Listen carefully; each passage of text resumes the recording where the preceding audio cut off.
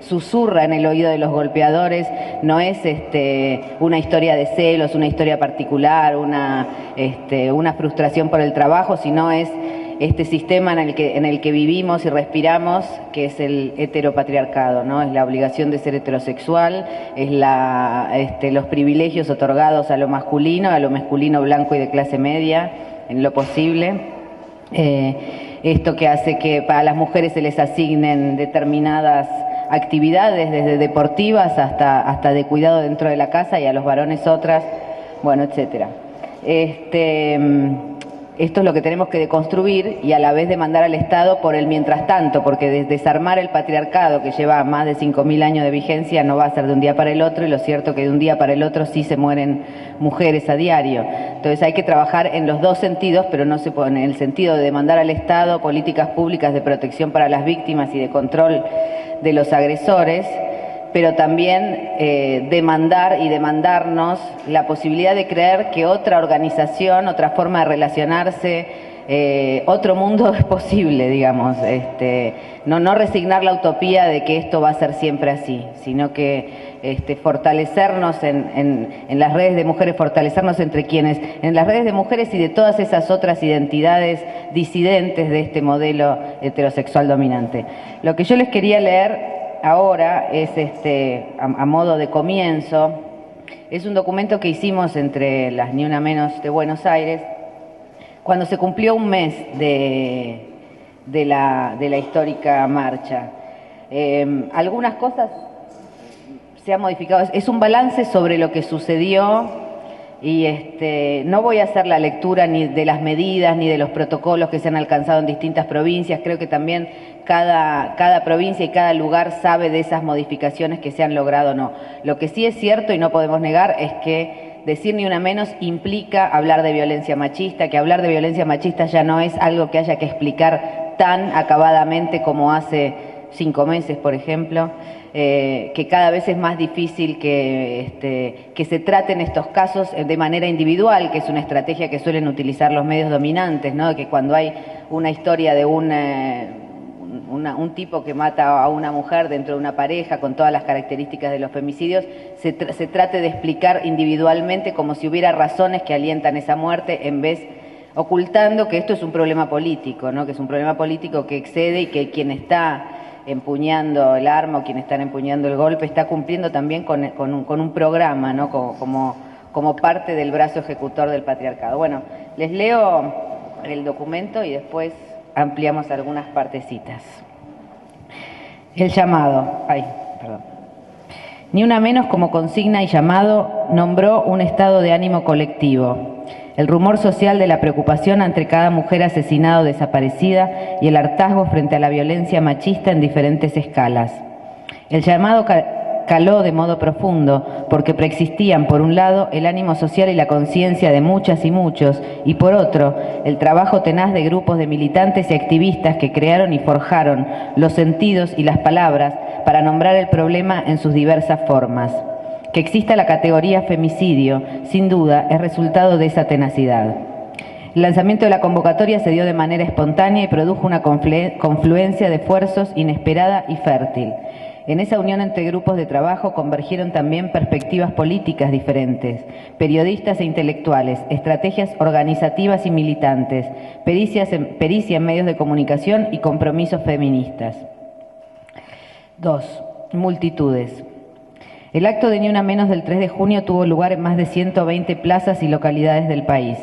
El llamado era amplio, invitaba a cada quien a asistir con sus propias consignas, y esa invitación corrió como el agua, porque había una preocupación común. Por primera vez en la historia argentina, una demanda de mujeres hecha presente con el cuerpo en la plaza pública fue tan masiva. Era el grito colectivo de miles que clamaban por el derecho a dejar de ser degradadas y maltratadas. Ni Una Menos en la Plaza del Congreso y en todas las plazas convocantes del país se vio multiplicada en cientos de frases y reclamos distintos. Cada quien supo vincular la consigna con su propio mapa de preocupaciones y demandas y producir sus propios carteles y performances callejeras. Así, los movimientos de mujeres y feministas que defienden el derecho a la interrupción del embarazo convivieron con quienes condenan esa práctica. Partidos políticos, movimientos sociales, adolescentes, estudiantes, trabajadoras y trabajadores, personas independientes y grupos de lesbianas, gays, bisexuales, trans, intersex y queer, con gran presencia de las travestis y la denuncia de transfobia y asesinato de trans, todos y todas estuvieron allí para decir ni una menos, para reclamar un cambio cultural que es responsabilidad colectiva. La convivencia de discursos heterogéneos tuvo la dimensión de un acontecimiento, algo que no es del orden de la suma de las partes, que no funciona como agregado de demandas, sino como novedad, como el voto femenino, como los grandes derechos adquiridos. El alcance de la denuncia de la violencia machista inscribe a este acontecimiento en los linajes por los cuales las multitudes ingresaron en la vida política nacional, como un 17 de octubre o como un 19 y 20 de diciembre de 2001. La hospitalidad. La del 3 de junio era una movilización bautismal para muchos y muchas, y su clave fue la hospitalidad. Una multitud que se movía lentamente y a la vez se cuidaba, que hacía del ámbito público un lugar hospitalario y no un estado de intemperie. En Buenos Aires, la zona del Congreso se convirtió en espacio de escucha y caja de resonancia. Aquello que las mujeres se contaban en secreto tuvo la oportunidad de salir del rincón de lo personal y lo privado para hacerse voz pública y política. Para aquellas que sufren la violencia machista se logró tejer la trama de un lugar en el que pudieran decir su palabra. La denuncia fue un hilo fuerte de la movilización, pero no fue el único, porque de lo que se trata es de la legitimidad del decir femenino, de construir una hospitalidad para escuchar ese decir. Como acontecimiento, la convocatoria consiguió también instalar en la lengua popular palabras como femicidio y violencia machista. No es poco si se piensa en las palabras equívocas y esquivas con las que los medios de comunicación informaban del problema. La pluralidad de la convocatoria, las diferencias entre quienes asistieron y ya desde antes dentro del grupo convocante, nos lleva a pensar en la transversalidad. Hacía tiempo que un tema no era construido como común, más allá de las nítidas oposiciones en el espacio político, signadas por la confrontación entre oficialismo y oposición. El 3 de junio permite imaginar una salida a la dicotomía que no sea el optimismo reconciliatorio conservador, la posibilidad de pensar ciertos temas, afirmar valores, impulsar otras prácticas, una transversalidad renovada en pos de una efectiva ampliación de los horizontes de la vida en común. El sentido. El 3 de junio fue masivo y transversal como las manifestaciones que se producen cada 24 de mayo. En ellas hay un acuerdo en un punto fundamental, la condena al terrorismo de Estado, que nos remite al pacto principal de la política argentina que se escribió con la consigna Nunca más. El acto del 3 dijo ni una menos y ahí ancló un sentido, construir entre todas y todos un nuevo nunca más. Y así como el nunca más se inscribe en la órbita de los derechos humanos, en el caso del femicidio no fue pensado desde la lógica de la seguridad o la inseguridad o del reclamo punitivista a los victimarios, sino entre las cuestiones de los derechos humanos de las mujeres. La tonalidad de la plaza la dio el feminismo, que inundó las calles con sus consignas, sobre todo aquellas que dicen que lo personal es político y la que reclama la soberanía de las mujeres sobre sus propios cuerpos. Los distintos edificios públicos, al menos en Buenos Aires, desde el Congreso hasta la Casa Rosada, se tiñeron con las luces violetas que engalanan las luchas feministas. Uno de los principales reclamos que se vieron por las calles fue el de las mujeres a decir no sin recibir castigo. Ese no que no soportan los hombres que golpean, violan o matan. Ese no que pone en escena a la mujer rebelde, que irrumpe y desestabiliza la comodidad machista y a la sociedad patriarcal en su conjunto. Ese no se enarboló en infinidad de carteles, hechos de manera casera y en manos de personas de todos los géneros y edades. No a la forma en que el sistema patriarcal pretende construirnos, en tanto hombres y mujeres, de manera binaria y unívoca. No a los patrones culturales que implican el avasallamiento de nuestros cuerpos. No a la vestimenta obligada, a los roles obligados, a la sumisión obligada. No al estereotipo de género que convierte a toda mujer en esposa y madre. No a una moral que juzga y castiga. Pero en contrapartida, también se dijo sí. Sí a las decisiones autónomas de las mujeres, sí a la posibilidad de que todas y todos construyamos nuestras vidas de acuerdo a nuestros propios deseos, sí a la libre decisión de las mujeres sobre su sexualidad y su capacidad reproductiva, sí al derecho de todas las mujeres a decidir sobre sus cuerpos, a elegir si quieren o no tener hijos o hijas, cuándo quieren tenerlos, cómo y junto a quién, y que al parirlos no sean infantilizadas ni violentadas en sus decisiones. Reclamamos entonces y hoy que el grito colectivo sea escuchado por quienes toman decisiones. En medio de las campañas electorales que terminan ahora en octubre con la elección de un nuevo presidente, convocamos a candidatos y candidatas a que suscriban y se expresen sobre la agenda que se impuso mediante la presencia de las multitudes que tomaron la calle el 3 de junio. Después viene una lista de efectos y deudas que yo me la voy a saltear, sobre la que podemos conversar, porque a un mes lo que sí veíamos eran como algunas respuestas espasmódicas, la creación de este registro que veníamos demandando y que era parte de las demandas del 3 de junio, un registro que pueda llevar cifras oficiales sobre femicidios, que se hizo, o por lo menos se declaró inaugurado dentro de la órbita de la Secretaría de Derechos Humanos de la Nación. Todavía no sabemos cómo va a trabajar porque no sabemos cuáles son los criterios cómo se van a contabilizar o si va a ser una revisión sobre los medios igual que antes. También hay, es cierto que ahora hay campañas de bien público mucho más permanentes, con mucha más presencia, mucha más visibilidad en los medios de comunicación, y no solo en Buenos Aires, porque a través de Fútbol para Todos eso se ha puesto en escena, y con discursos que están buenos, en el sentido de que no solo apuntan a la victimización, sino a reconocer cómo opera la violencia. Pero cada provincia incluso en el ámbito nacional, todavía no tenemos el plan de acción que supone la ley para erradicar y sancionar la violencia contra las mujeres. Supone un plan nacional de acción al cual desconocemos, aunque el Consejo Nacional de las Mujeres insista en que el plan está, nadie lo conoce. Pero digo, las demandas concretas también están atadas a cada localidad por las lógicas propias, por cómo funciona la justicia. Así que eso, digo, lo podemos conversar después si quieren, pero lo saltearía. Y entonces voy al final. El 3 de junio logró que el tema de la violencia machista se instale en la agenda pública y obligue a los poderes del Estado a responder con políticas. La convocatoria logró saltar el cerco marginal en que históricamente se encierran las demandas por la libertad y la integridad de las mujeres. Lo hizo recogiendo el malestar y el dolor social frente a las muertes y las heridas repetidas, al modo en que las víctimas son tratadas judicial y mediáticamente.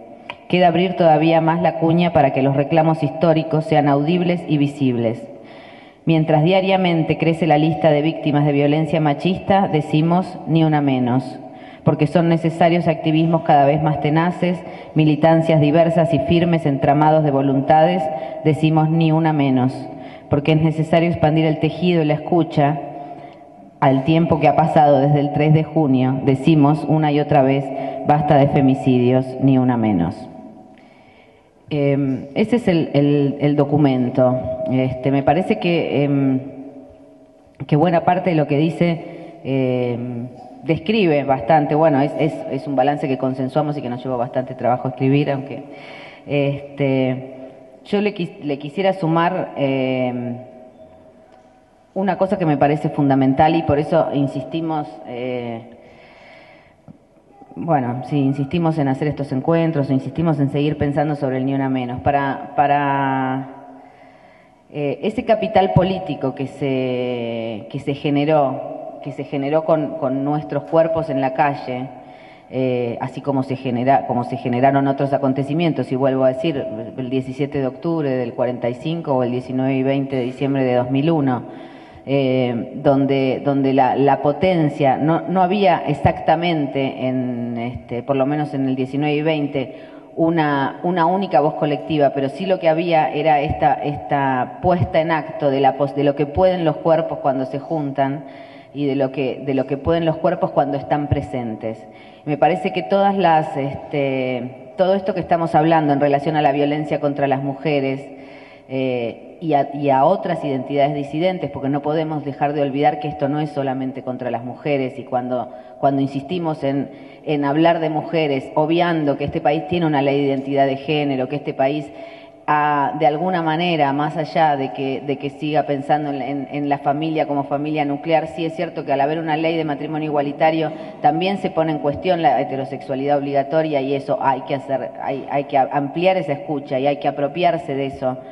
Lo cierto es que nuestra preocupación como colectivo, ni una menos, es cómo volver a generar o cómo volver a mantener viva esa necesidad de salir a la calle a decir basta.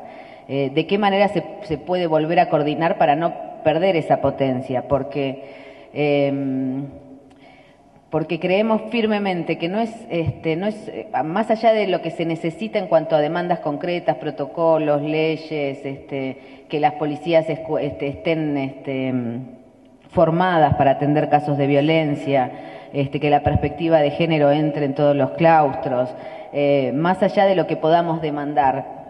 Lo que sí es cierto es que desde la posibilidad de resistencia y desde la posibilidad de tejer otro tipo de tramas, es como esta historia puede cambiarse y pueden generarse alternativas al reclamo punitivista, ¿no? De que haya más penas, de que haya, o de que se encarcele antes a los agresores. Digo, lo que hay que inventar es otro mundo posible, lo que hay que inventar son estrategias de resistencia desde las vulnerabilidades que ya conocemos.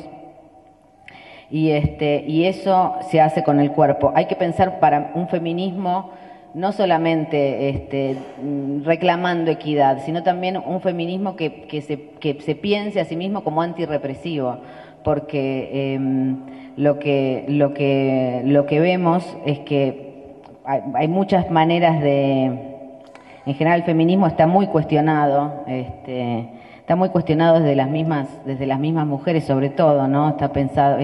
Está visto como, y esto no es de acá, esto de la letra F, siempre parece que hay algo turbio en el hecho de ser feminista. Yo creo que lo del 3 de junio le ha quitado un poco esa carga, pero sin embargo le cuesta muchísimo al feminismo poder imbrincar sus luchas con otros sectores sociales, cuando sabemos que no es solamente la cuestión de género la que genera la violencia, sino hay cuestiones de clase, cuestiones económicas, cuestiones de organización social, y que ese mismo patriarcado que le pega a las mujeres es el que después revienta pibes con el gatillo fácil. Entonces, estar pensando que nuestra única demanda es que la policía sea mejor es un poco utópico. Entonces hay que pensar, sí, que hay que demandar que la policía sea mejor, pero a la vez hay que generar recursos para que las redes entre nosotras funcionen al punto de poder sostener a quien tiene la firme voluntad de salir del círculo de la violencia y no tiene deseos, no tiene ganas de entrar en el sistema punitivo. Para dar estas luchas, insisto, la potencia fueron nuestros cuerpos en la calle.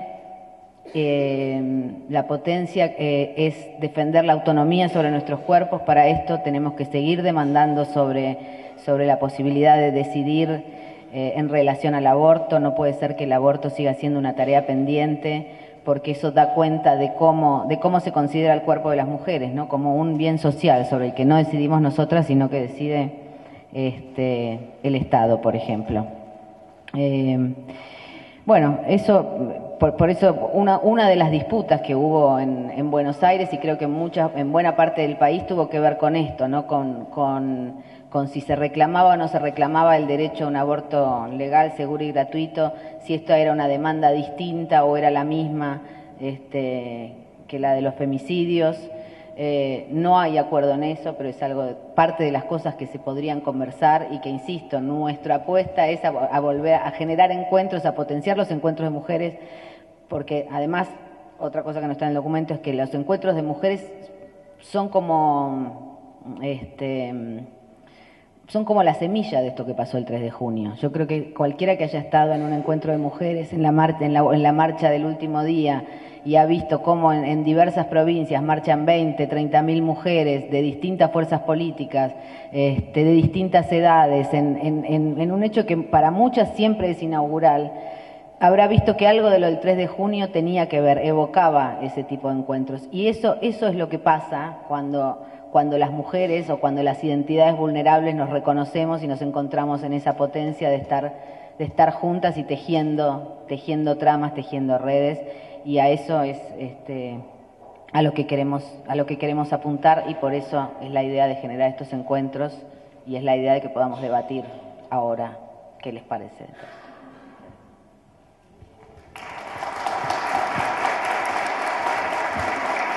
En relación a que obviamente toda la estructura judicial está hecha para expulsar a quienes van a buscar ayuda, ¿no? Y las víctimas son convertidas en gestoras de sus propias denuncias, tienen que llevar las órdenes de restricción a la policía, cuando no son invitadas a conciliar, digo, bueno, no sé cómo será acá, en Provincia de Buenos Aires está habilitada la mediación en casos de violencia familiar, lo cual es una aberración en casos de violencia familiar o machista.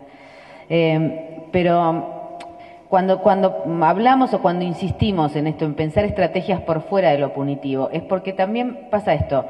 Una de las cosas que se visualizó este año muy fuertemente y que para mí formó parte de ese rumor social que desemboca en el Ni Una Menos, tiene que ver, por ejemplo, con la circulación de contradiscursos en relación a esto que se llama el piropo, que se empieza a mencionar de pronto como acoso callejero. Y muchísimas chicas jóvenes, sobre todo, se reconocen en esto, decir, no me rompan más los ovarios, no quiero tu piropo, quiero tu respeto. Digo, esta circulación que circuló por los medios alternativos, tuvo mucha fuerza y empoderó mucho a muchas chicas muy jóvenes que además vienen, chicas que hoy tienen entre 17 o 15, ponele, y 21 años, vienen de 10 años de educación sexual integral, que se dará más o menos, pero se da, o sea, la palabra se ha habilitado y ha circulado. Y ahora, ¿qué hacemos con el tema? Esto se pone en agenda, se discute, qué sé yo, y sale una ley para penar el acoso callejero. Digo, entonces es como eso, como que, y se festeja eso, ¿no? De alguna manera. Entonces, volvemos, o sea, la única manera de terminar con el acoso callejero es pensar en a quién metemos preso, a quién le ponemos una multa, en ese sentido pensar que no solo, por supuesto, cuando hay un crimen o cuando hay un femicidio no hay muchas otras posibilidades, ni tampoco yo pienso que hay que darles nada, no, que no queremos impunidad, o sea, eso es un hecho. Pero el femicidio es la punta del iceberg de un montón de violencias naturalizadas que no se resuelven pidiendo penas o pidiendo que se detalle perfectamente, como se pidió en algún momento, que la violencia simbólica sea descripta dentro del cuerpo de la ley, como si no estuviera del todo reglamentado, como si sirviera reglamentar la violencia simbólica cuando estamos hablando de violencia simbólica. Entonces, a la vez que se puede pedir penas para quienes han cometido femicidios duras y ejemplificadoras, si se quiere, sí hay que pensar que todo este entramado se arma mucho antes de llegar a ese momento y que sobre ese entramado hay que pensar respuestas novedosas, respuestas de resistencia que no sean siempre de apelación a este estado de cosas, porque este estado de cosas nos responde con lo mismo, o sea, responde eso, pongamos una ley sobre acoso callejero. Y la verdad, yo no sé, a muchas mujeres que sufren violencia dentro de sus propias casas, no van a estar seguras de querer que esa persona que las violenta esté preso. ¿Por qué hay que poner, o sea, por qué todo el tiempo se tiene que pensar es o te lo aguantás o lo denuncias? O sea, cuando en realidad también es una oportunidad que trae esto y que trae el Ni Una Menos en el sentido de que muchas mujeres, muchísimas mujeres, salieron a la calle sintiendo que su palabra estaba habilitada. Y creo que en eso radicó una de las mayores potencias, ¿no? El hecho de decir, bueno, contar su historia, que sea escuchada, que nadie la ponga en duda, que es lo que hace los sistemas, las policías, el sistema judicial, dicen, bueno, pero ¿estás segura? ¿Y vos qué hiciste para que te pegara? Ahí no había lugar para eso. Pero esto que se generó ahí, ¿cómo podemos apropiárnoslo y replicarlo para que una mujer no tenga que estar, una mujer o quien sea una traba o quien está sufriendo una violencia machista, sea cual sea el género del agresor? ¿Qué salidas creativas, solidarias se le pueden dar para fortalecer a esa persona que quiere quebrar con el círculo de violencia?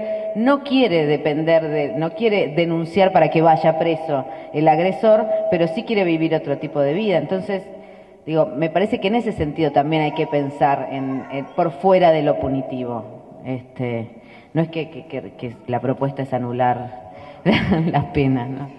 Una de las apropiaciones más espectaculares que han tenido los scratches en los primeros tiempos de los scratches, a mitad de los 90 y cuando empezó el 2001, fue el que se dio entre mujeres en los barrios.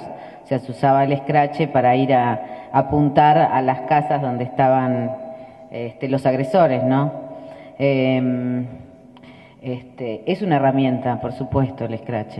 Ahora, planteaste un montón de cosas que a mí que me llevan, sobre todo esto en relación a la trata, en relación a lo que plantea Sonia Sánchez, en relación a cómo son escuchadas las voces que plantean lo contrario de Sonia Sánchez, que también tenemos que poder escucharlas, porque digo, esto de la transversalidad que apareció que aparece como posibilidad, que lo relataba acá la compañera, esto de decir, bueno, con otras con quienes por ahí no hubiera militado en otro caso, hay algo que nos atraviesa y que nos permite ir a buscar un consenso o ir a buscar al menos una consigna unificadora. Digo, cuánta responsabilidad tenemos también las feministas en hacer cada vez más cerrados nuestros espacios, en el sentido de qué herramientas estamos usando para dialogar con otras identidades, para dialogar con las personas trans, para dialogar con quienes se sienten trabajadoras sexuales, para dialogar incluso con quienes consideran que todo hay que demandárselo al Estado, digo, pero sí me parece que es valioso pensarlo en este sentido. Y creo que lo de los scratches, cuando se hacían los scratches en hijos, una de las primeras cosas que se armó eran mesas de scratches, ¿no? Que primero los hacíamos hijos, después se hacían unas mesas gigantes donde participaban desde, no sé, el taller de circo de la plaza del barrio hasta fuerzas políticas. Y que, bueno, esto es una herramienta para apropiársela. Y hay algo que se modifica dentro del barrio, se modifica en la subjetividad de la mina que ve que su compañero es escrachado porque sabe que hay una red que la está soportando. Hay miedo de los funcionarios también, en tanto quedan expuestos en este sentido. Pero volvemos a lo mismo, ¿no? Es la puesta del cuerpo en la calle, es la búsqueda de una movilización permanente, la búsqueda de una transversalidad y de hacer de ese lugar del escrache también un lugar hospitalario para todos y todas quienes se sienten compelidos a decir basta, ¿no?